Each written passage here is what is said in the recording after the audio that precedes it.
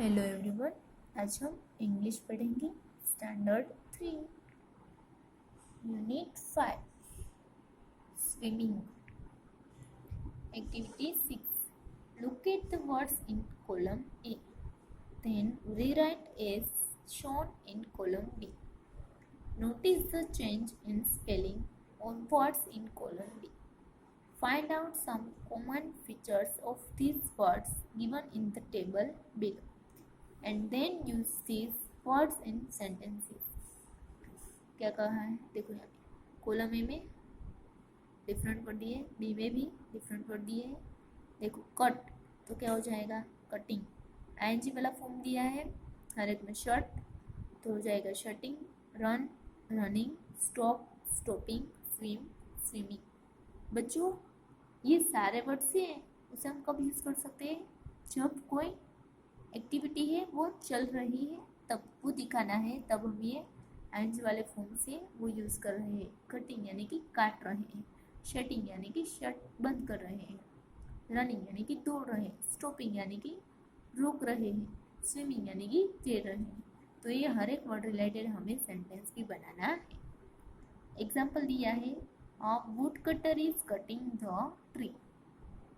Would cutter है वो क्या कर रहा है, पेड़ है वो काट रहा है। अब हमें शॉर्ट रन स्टॉप और स्विम से सेंटेंस बनाना है। चलो देखते हैं। नंबर 1, निराली इज शटिंग द डोर। निराली है वो डोर बंद कर रही है। Number 2, Mitesh is running fast.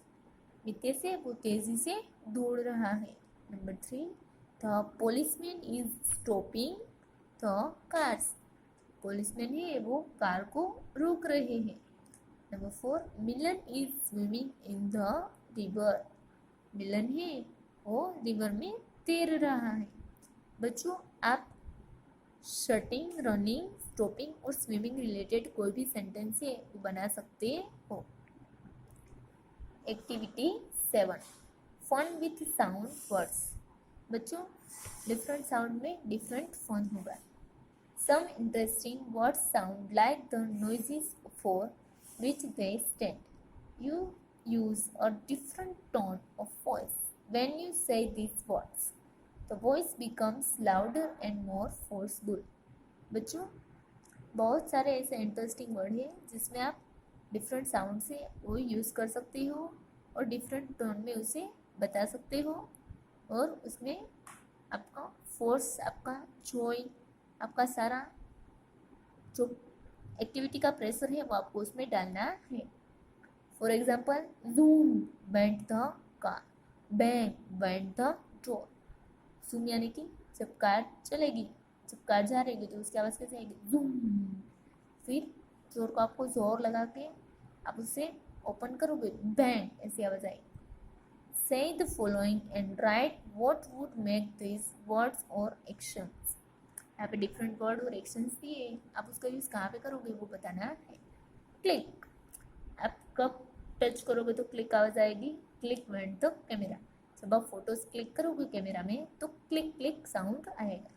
फिर chip, chip said the birds. यहाँ पे बर्ड्स की आवाज़ है उसकी बात की है। बर्ड्स की आवाज़ कैसी है, cheep. Whisper, whisper to the little baby. Little baby है उसके लिए हमें विस्पर करना है। Brave, brave you won the game, यानी कि ये तो अच्छी बात है, आप बहादुर हो, आपने गेम जीत लिया था। ओह ओह आई लॉस द गेम, ये दुख की बात है कि मैं गेम हार गया था। आह आह आई नो यू, आप किसी को देखोगे और वो पूछेगा क्या आप मुझे जानते हो, तो आप उसे बताओगे ना कि हाँ मैं आपको पहचानता हूँ।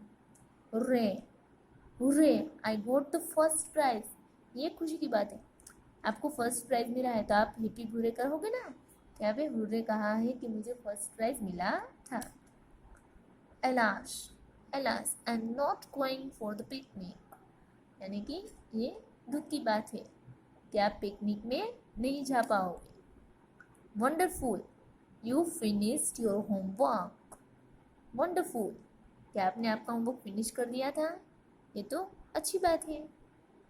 आप यहाँ पे ये वर्ड रिलेटेड या फिर एक्शन रिलेटेड और कोई भी सेंटेंस है वो यहाँ पे राइट कर सकते हो। Next activity 8, read and enjoy the poem. बच्चों यहाँ पे फिर से एक पोएम है, किसके रिलेटेड है? स्विमिंग।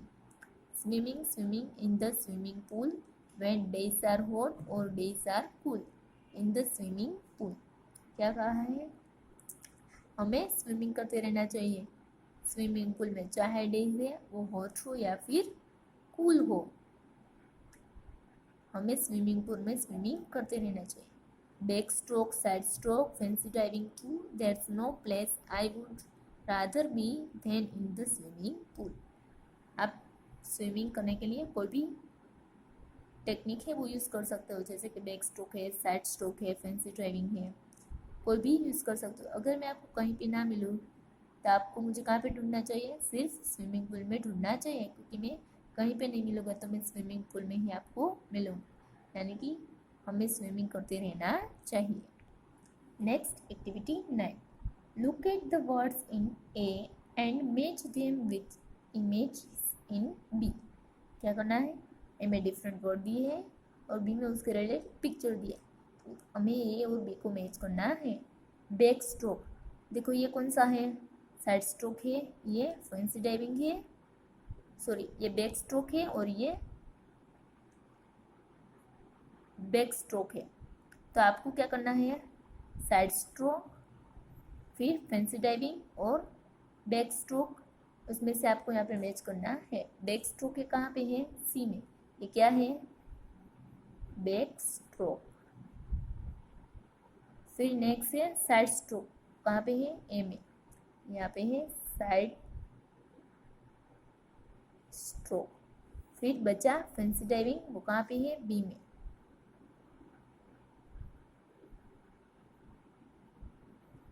तो यहाँ पे मैंने पास में लेटर्स लिखे हैं, फर्स्ट के सामने सी, सेकंड के सामने ए और थर्ड के सामने B. Next, discuss this styles of swimming with your teacher and friend, find if there are any other styles of swimming, try to show them in front of the class. बच्चों क्या करना है? Different swimming style के बारे में discuss करना है और आपको बताना है। और कोई स्विमिंग स्टाइल है जैसे कि ब्रेस्ट स्ट्रोक, फिर है butterfly stroke, breast stroke, butterfly stroke और थर्ड में है फ्री स्टाइल स्ट्रोक। ब्रेस्ट यहाँ पे हमने देखे बैक, साइड और फैंसी डाइविंग, फिर है ब्रेस्ट स्ट्रोक, बटरफ्लाई स्ट्रोक और फ्री स्टाइल। ऐसे डिफरेंट ये सारे स्टाइल है वो किसके लिए है? स्विमिंग के लिए है।